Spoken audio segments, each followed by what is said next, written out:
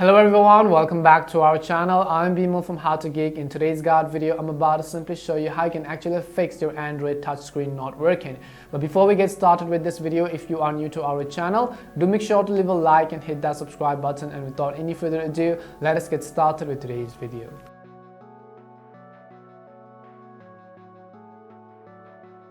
How to fix your Android touchscreen not working. So in this video we're about to discuss some of the ways which will hopefully get us to fix our touchscreen. The first thing before you try to do anything else is to simply actually clean your screen. Before you try to look for any software related issues, make sure your hands are clean and dry. Make sure that the screen are dry as well.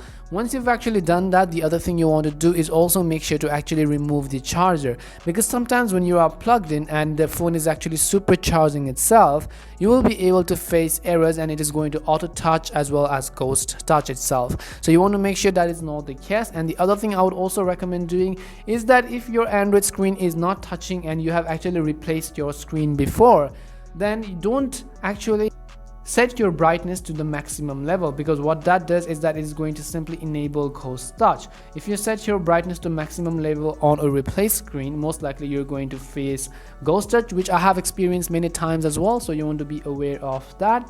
After that, what you can do is actually simply press and hold the power button and then go ahead and simply tap on the restart button in order to actually restart your device. Go ahead and simply tap on the restart button right over here. Now what that basically does is that it is going to refresh all of the apps, your system, your screen and everything else. So you want to make sure to actually restart it. If that fixes the issue, that's fine. If not, then I'm going to open my settings. Once you open settings, here you want to look for the option called display. So I'm going to tap on the display option right over here.